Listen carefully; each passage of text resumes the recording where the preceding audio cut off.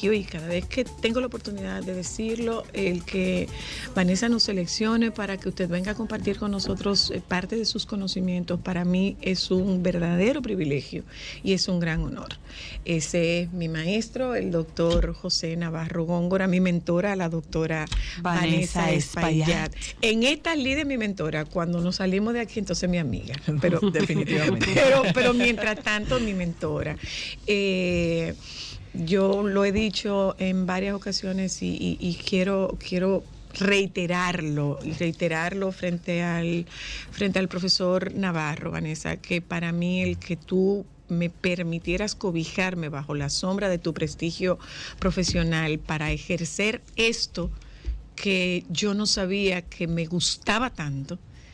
Yo recuerdo que cuando se abre Continuum, que Vanessa convoca a un grupo de sus maestrantes para que la acompañáramos en Continuum, en el grupo. Y yo le digo a Vanessa, sola, con un paciente, ella me dijo, ay, ¿cómo tú querías? Con un paciente. Lo que pasa es que en el proceso de formación, tú entras a terapia tú ves a los maestros haciendo terapia, después tú entras y ves cómo se hace terapia, después tú traes gente para ser tú la terapeuta y después tú terminas haciendo terapia. ¿Cuál fue la respuesta de Vanessa? Garantizado, ustedes están formados para hacerlo bien. Y recuerdo que no se me olvida nunca, jamás se me va a olvidar. Hacer terapia se aprende haciendo terapia. Montando bicicleta. Entonces, doctor, otra vez, muchísimas gracias. Con el doctor Navarro era con quien hacíamos los viajes hasta Jimaní. ¿No podría ser un poquito más cerca? No, porque... no podía ser más cerca porque ese era un grupo que se había intervenido cuando el terremoto, y era desde ahí que se le daba seguimiento. Wow. Ok, habían ya sus lazos. Sí. Bienvenido, doctor. Le decía a Ámbar que hay términos que se popularizan, y dentro de esa popularización tú eres bipolar, otro tema que autista. Tú eres autista, tú tienes déficit de atención, entonces como que se romantizan los términos. Y el apego no está exento de esto. Entonces la pregunta, profesor, es, ¿qué es el apego? Pues el apego es el tipo de relación que cuando nacemos, y en los primeros años de la vida, 3 años, 5 como mucho, pero en torno a 3 años, desarrollas un tipo de relación que te permite sobrevivir, que te permite vivir. Es un tipo de respuesta automática con el que venimos, que hace que facilita a quien te tiene que cuidar el que te cuide, porque si no, no sobrevives. Y quizás lo más interesante del apego es que termina por ser el tipo de interacción que guardamos con el cuidador o con la cuidadora, normalmente con los dos en realidad, porque no solo hay un tipo de apego con la madre, también la hay con quien se acerca al niño. Claro. ¿No? ¿Es doble vía el apego? Perdóname. ¿Podríamos decir que de doble vía, de quien lo da y quien lo recibe? O sea, por ejemplo, yo que soy madre, yo tengo apego con mis hijos lo tienen conmigo. O solamente hacia quien yo cuido. La madre tiene interés. Lo que tiene es interés en el niño. Y el niño sobre el tipo de relación que tiene la madre constituye quién va a ser él.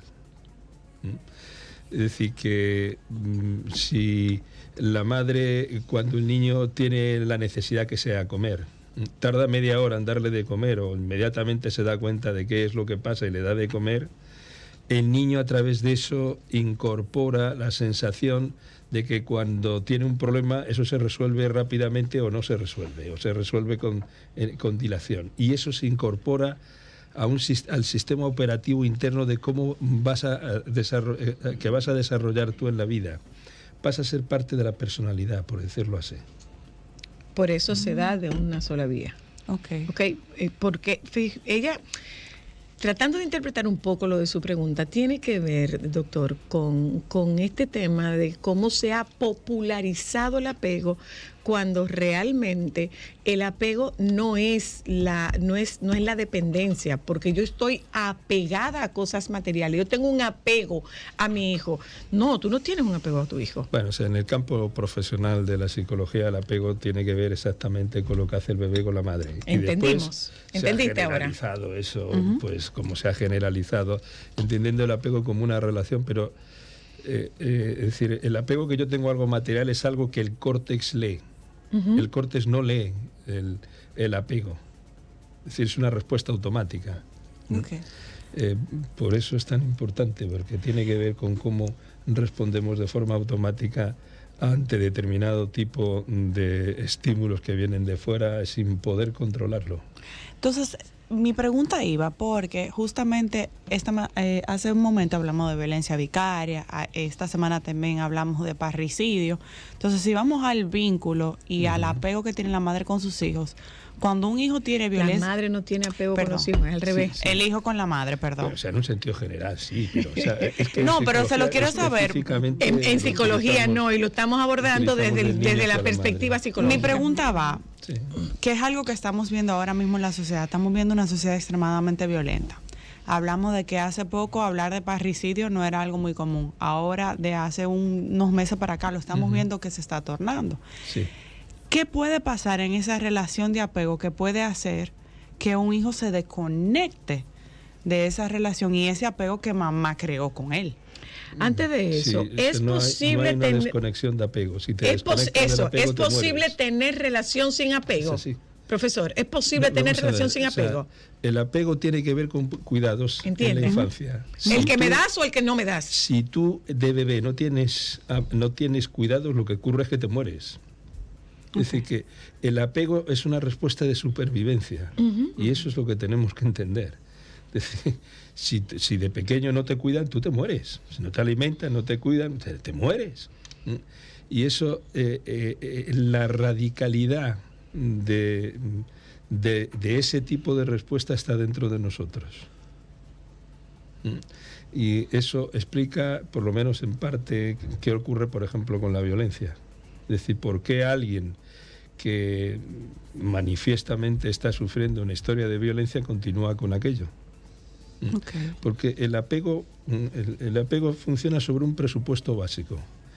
Es mejor tener alguna relación que no tener ninguna. Porque si no aunque sea disfuncional. Si no la tienes de bebé, te mueres. Y ese presupuesto está implícito en el apego. Es algo muy fuerte. Y además es inconsciente. El córtex no lee eso. Cuando es una relación y aquello va muy mal, efectivamente el córtex termina por leer y sobreponerse, decirte, oye, no puedes continuar así, no, y saltar por encima de ese presupuesto de que es mejor tener alguna relación que ninguna, aunque sea mala. Y el niño nace con esa capacidad de despertar una respuesta de cuidado, a pesar de quien tiene enfrente, porque es que si no es así, no sobrevive. No sobrevive. Es muy fuerte lo sí, claro apego. que entiendo. Es muy fuerte. Profesor, ¿cómo se van descomponiendo los tipos de apego? ¿Qué incide en el tipo de apego de las personas y cómo se encuentran estos apegos distintos? Primero, todos los apegos son funcionales, aunque sean seguros o inseguros. Okay. Porque la diferencia que hay entre un apego seguro y uno inseguro es que si tú lloras y te atienden rápidamente, eso me da seguridad. Pues seguro. Pero si te atienden tarde, tienes que llorar más. O acostumbrarte a que nadie te voy. No, si no te cuidan, te mueres. Es que ese es lo radical de esto. Es decir, que no hay la opción de que no te cuiden, porque si no te cuiden te mueres. De bebé, de mayor ya no, pero de bebé sí, aunque de mayor sigue implícito ese mensaje dentro. Entonces todos son funcionales, lo que ocurre es que el costo es mayor. Es decir, el tener que llorar más. y el tener que esperar más, pues claro, produce un cierto nivel de sufrimiento. Pero todos son funcionales porque finalmente, si lloras mucho, pues a lo mejor te atienden, pequeño, ¿no? Y entonces, a partir de ese tipo de experiencias, internamente lo que queda es la sensación de que si tú tienes una necesidad, se cumplimenta con cierta rapidez. Y si no es así, se puede reparar. Es decir, que son dos tipos de cosas. Una sensación con el mundo, de que el mundo es más o menos organizado, positivo, manejable, en el apego seguro. Y que cuando no es así, se puede con cierta facilidad resolver. Hay un cierto optimismo, por decirlo así. En el apego inseguro, la sensación que tienes es que el mundo es más complicado y que cuando se complica demasiado, pues tardas más y que resulta más costoso el resolverlo. Estas son experiencias básicas de contacto con el mundo, con uno mismo e interpersonalmente. Se puede experimentar, dependiendo de la red que tenga un niño cuando va iniciando, diferentes tipos de apego. Claro, se tienen diferentes tipos de apegos. Claro que se tienen. Desde con el hermano mayor, depende, o sea, se tiene diferentes tipos de apego con las personas que están presentes y que te cuidan.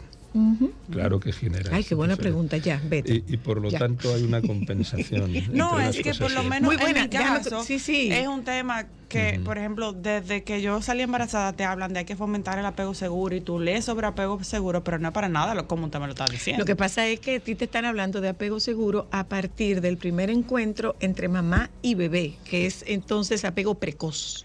Y a final de cuentas es mucho mejor tú tener una persona que responda más rápido a tus necesidades, a que tú tengas que... Y que acierte. Y que acierte, ¿verdad? Y que acierte. Y que se dé cuenta realmente de qué tú necesitas. Exacto. A que tú tengas una persona que tú tengas que gritar mucho para que te escuche, o que tú tengas que esperar mucho, porque si no eso también conforma el tipo de personalidad que tú vas a tener como adulto, ¿verdad? Entonces tú vas a repetir eso porque eso es automático, eso es el cerebro inconsciente.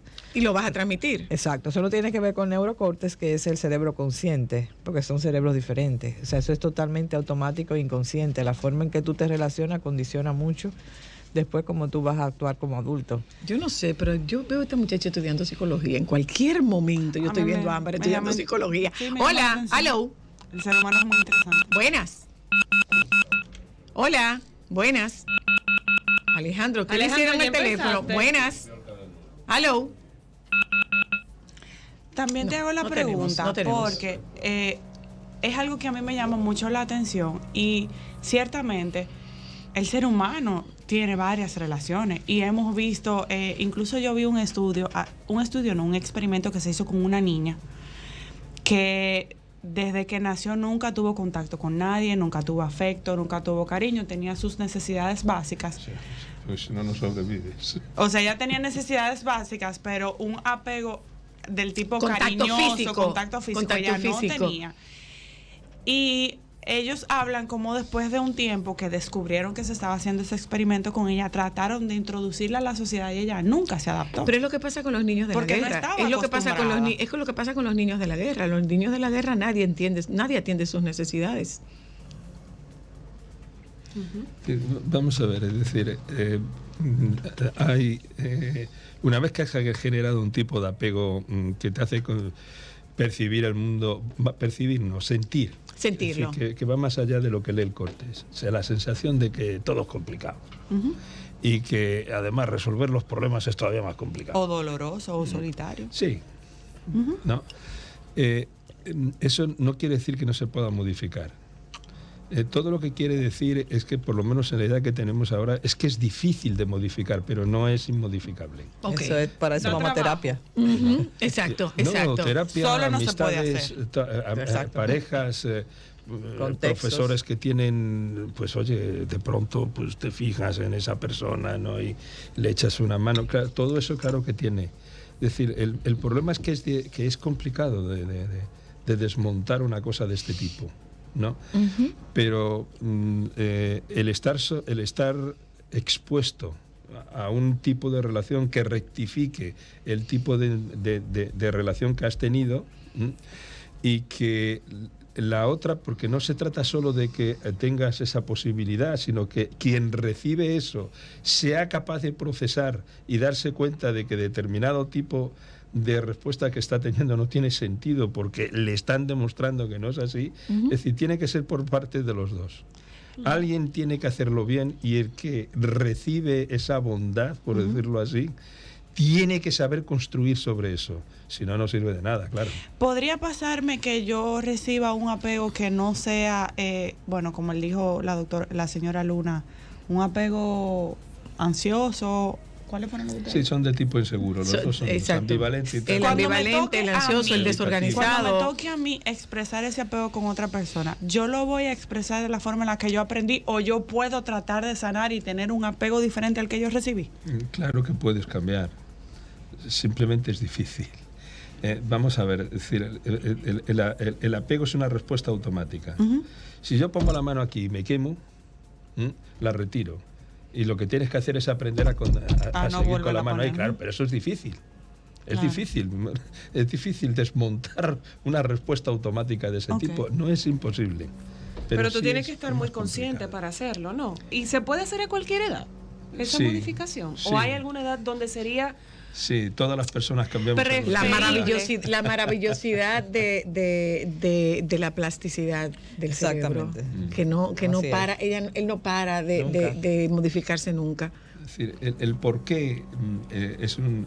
O sea, el por qué ese tipo de respuestas se prolonga en el tiempo de forma automática tiene que ver con que el tipo de relación que tienes en la infancia lo que hace es crear estructuras, vías de sinapsis dentro del cerebro que, porque se repite mucho ese tipo de interacción, se fortalecen y se fijan. De modo que cuando te viene otro estímulo de fuera, lo más fácil es que responda a aquella parte sináptica que está más consolidada. ¿No? Y ese es el problema de los cambios. Déjame ver si esto funciona ahora.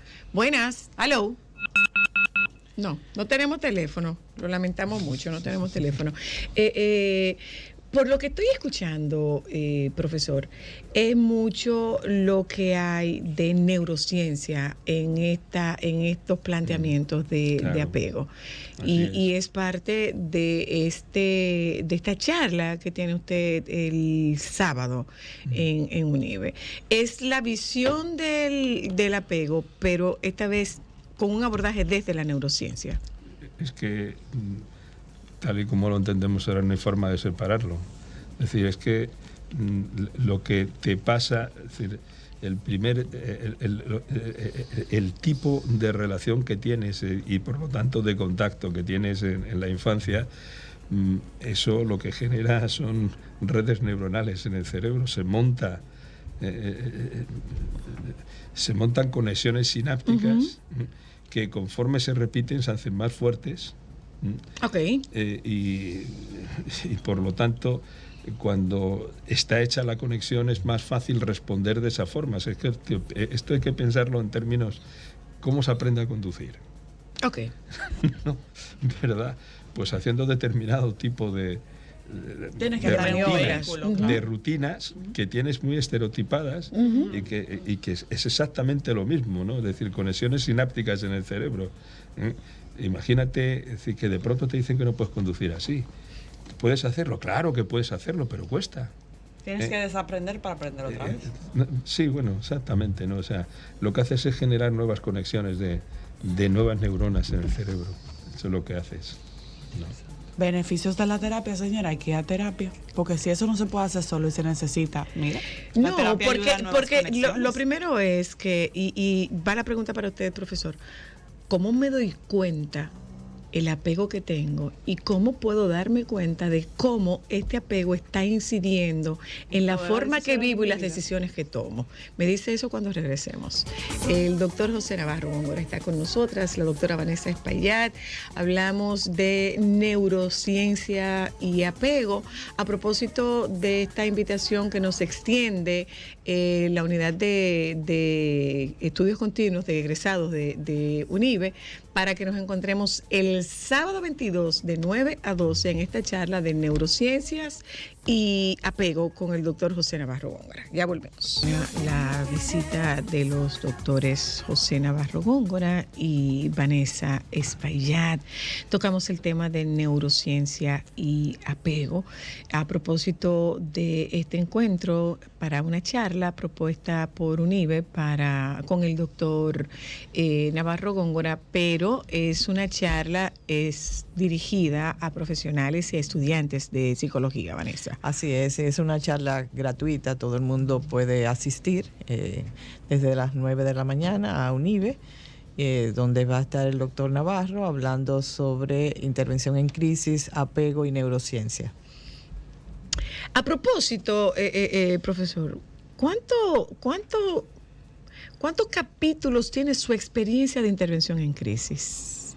¿Cómo cuántos capítulos? Sí, el libro de su experiencia, su libro de experiencia de intervención en crisis. Pues esto, según la universidad, 44 años, 11 meses y 10 días. Eso es lo que me dijeron. ¿Cuánto, profesor? Y alguien se puso así, a 44 años, 11 meses y 10 días. Esto es lo que me dijo la universidad que había cursado allí, había trabajado, así que supongo que son un capítulo por año, yo qué sé. Yo le preguntaba, años. Profesor, yo me puedo dar cuenta del tipo de apego que yo tengo, el tipo de apego que yo busco en una relación. ¿Por qué? Porque usted lo escucha con mucha frecuencia. Yo sigo un mismo patrón de relación y yo tengo el mismo patrón de elección de pareja. En el caso particular de pareja, ¿se transmite el apego? ¿Atraviesa la intergeneracionalidad? Sí, de alguna u otra forma sí, ¿no? Porque quien ha generado un apego inseguro y tiene esa sensación de que el mundo es complicado, ¿no? de que está poco organizado y de que las cosas se resuelven mal, ¿no? Pues lógicamente cuando los hijos le planteen problemas puede llegar a responder de esa forma igual. Si antes no ha tenido una experiencia que le diga, y que también sucede, es decir, que lo que a mí me ha pasado de ninguna forma voy a hacer que mis hijos experimenten lo mismo. Okay. No, es decir, que a menos que haya esa reflexión por medio, que rectifique, ¿no?, lo que es, si quieres, una tendencia natural, ¿no? Es decir, el cambio es posible. Sí, claro. Y esta idea de que lo que yo he pasado no se lo voy a hacer pasar a mis hijos, eso es bastante frecuente de ver, ¿no? Y efectivamente, es decir, y si no haces esa reflexión, pues lo más probable es que efectivamente no atiendas de forma debida al niño o a la niña, ¿no?, y desarrolle un tipo de apego inseguro como el que tú has tenido. Lo que pasa es que yo no me doy cuenta de qué es lo que está ocurriendo. Yo necesito una persona que me haga verlo. O una reflexión, ¿no? Es decir, que surja, o sea, no. Algo pasa, pero no sé lo que es. Sí, es decir, una reflexión que tú tienes, algo que has leído, algo que te han dicho la gente que tienes alrededor, o una experiencia profesional, ¿no?, de terapia, ¿no? Pero vamos, algo que te haga reflexionar, porque no solo es lo que te dan de fuera, sino qué haces tú con lo que te dan de fuera. Por supuesto. Es decir, si tú eso no lo procesas y no genera un cambio de actitud y de conducta. ¿En qué promoción vamos ya, Vanessa? ¿En qué promoción vamos de intervención en psicoterapias y de intervención en crisis y trauma? Que son dos maestrías diferentes, sí, y sería bueno aprovechar el momento para explicar por qué son dos maestrías diferentes. Bueno, son dos programas distintos que iniciamos con la Universidad de Salamanca, conjuntamente, vamos a decir, asociado con UNIBE. Intervenciones en psicoterapia va a iniciar el 9º grupo en enero del 2024. Entonces, ahora mismo ¿nosotros somos cuál? Yo creo que somos como el tercero. Ajá. El tercero. Entonces también ahora mismo estaba cursando el 7º grupo de crisis y trauma. Quiere decir que el año que viene abrimos el 8º grupo de crisis y trauma. Entonces, ¿cuál es la diferencia? En crisis y trauma, tú te especialistas en la posibilidad de intervenir en crisis masivas y en situaciones en crisis individuales, manejo de duelos, situaciones de violencia, dificultades en manejo de abuso infantil. ¿Tú ves? Entonces estás más vinculado con ese tipo de intervención a nivel global, a nivel general o a nivel particular dentro de la consulta. Y en psicoterapia pues se plantean diferentes tipos de situaciones que tú puedes abordar en el proceso terapéutico, cuando tienes, por ejemplo, problemas de adicción, cuando tienes, vamos a decir, temas de pareja, temas familiares, divorcio, y así, ¿verdad? Diferentes tipos de temáticas que se van abordando en la formación. ¿Cuáles son los requisitos? ¿Yo puedo como abogado meterme en una maestría de psicología? No. ¿Ya no? No, como abogado. Porque antes se podía. No. Siempre son personas que están vinculadas con la salud mental, o médicos, o psiquiatras, o personas vinculadas con la salud mental. Solamente en el de crisis y trauma hemos podido aceptar, por ejemplo, trabajadores sociales, porque manejan ese tipo de, vamos a decir, de situaciones, pero no, tienen que ser personas vinculadas con la salud mental. Sobre todo porque para que puedan tener el permiso del ejercicio por el CODOPSI, tienen que haber tenido ese tipo de formación. Sí, porque como tú sales como psicólogo general y no te da el permiso para el ejercicio de terapia. Exacto. Que es lo que hace la diferencia, porque lo que nos faculta para este ejercicio es el exequatur, y el exequatur es por una especialidad. Sí. El exequatur no es por la licenciatura. No, te lo da el máster. Cuando ya haces un máster, haces una especialidad, entonces que te permite ejercer. Ok, 187-15, ese es el mío. 187-15, que a propósito yo no sabía que no es individual el número. No, es por promoción. Es por el decreto. Entonces ahí puede haber 40, 50 gente que tenga tu mismo número de exequatur. Sí. Bueno, el exequatur porque ese es el decreto. El exequatur te lo da la licenciatura, pero la posibilidad de tú ejercer es la maestría. Es la maestría, exacto, porque tú no sales, tú sales como general. Exacto. Pero terapeuta tienes que hacer, para hacer terapia tienes que hacer una maestría. Exactamente. Ok, ya. Por favor, póngase al día los que tengo quieren 187-15, te estoy diciendo que tengo. 187-15. Profesor, siempre es muy grato tener la oportunidad de compartir con usted. Me muero por verlo en la cámara. Invítenme, por favor. Me muero. Me acepta como estudiante. Una vez, nada. O sea, esto es un regalo. Ver a este hombre interviniendo es un regalo. De verdad que es un regalo. De verdad que es un regalo. Es la verdad, profesor, o sea, es un regalo. De verdad que es un regalo verlo interviniendo. Y esto se hace desde el primer día, porque para usted obtener el título, usted tiene que acumular 100 horas de práctica. Muy bien. 100 horas de práctica a lo largo de 19 meses que dura la maestría. Muy bien. Hay que acumular 100 horas de práctica. Y el primer saludo del profesor Navarro es: nos vemos el jueves. Gracias, profesor. Gracias, Vanessa.